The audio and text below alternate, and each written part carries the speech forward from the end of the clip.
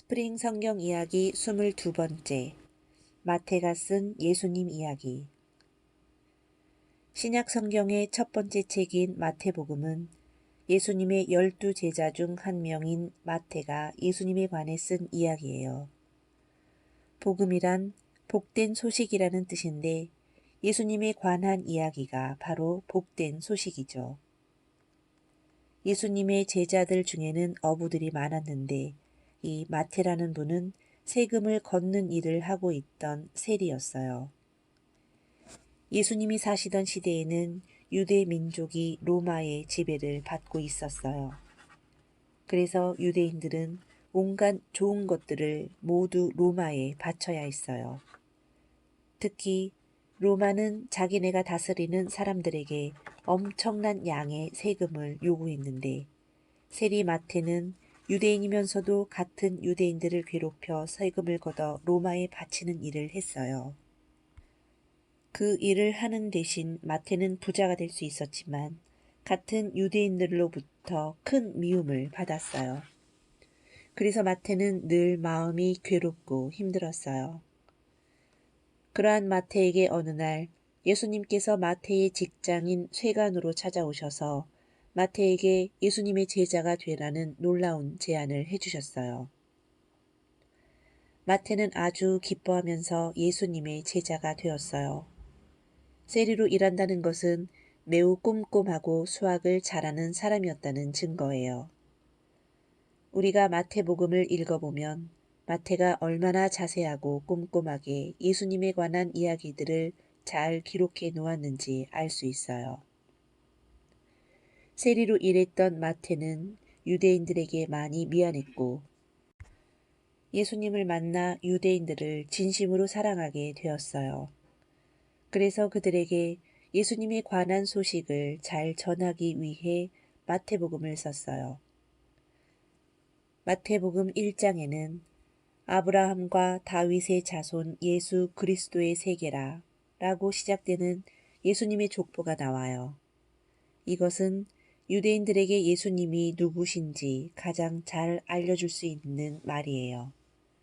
유대인들은 믿음의 조상 아브라함과 유대 역사상 최고의 왕인 다윗을 가장 존경했거든요. 우리 예수님이 바로 그 아브라함과 다윗의 후손이라는 마태복음의 시작은 유대인들의 관심을 끌기에 가장 적합한 내용이었어요.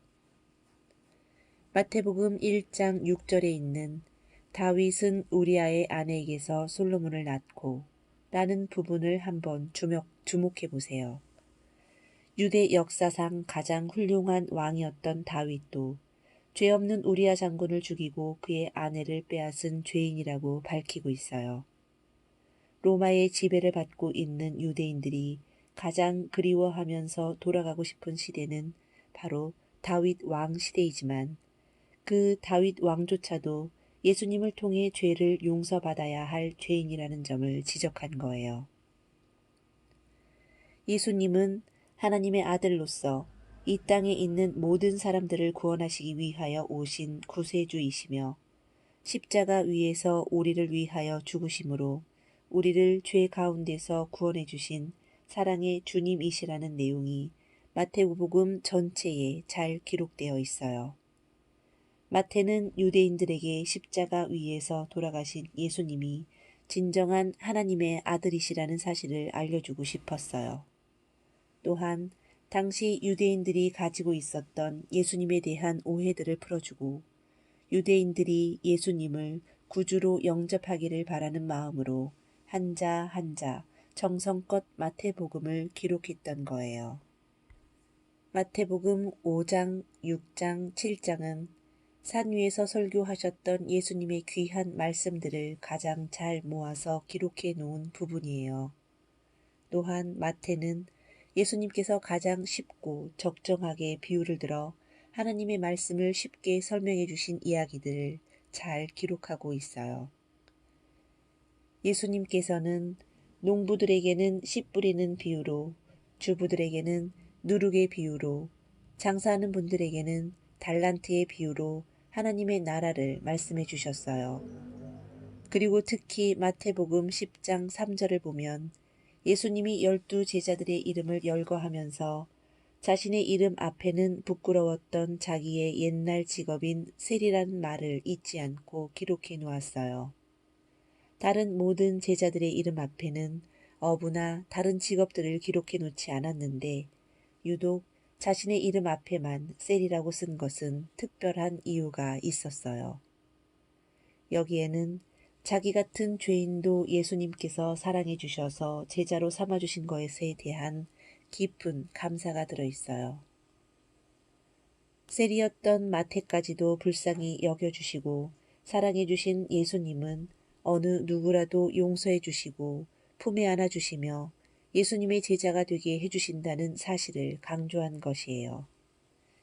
이 마태복음으로 말미암아 많은 유대인들은 예수님께서 그들을 얼마나 사랑하셨는지 깨닫게 되었어요. 그리고 더 나아가 마태복음을 읽은 세계의 수많은 사람들이 예수님의 사랑을 알게 되었어요.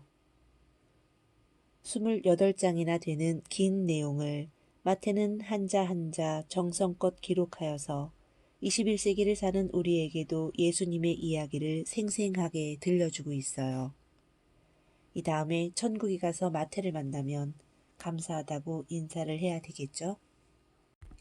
스프링 성경 이야기 22번째 마태가 쓴 예수님 이야기를 마치겠습니다.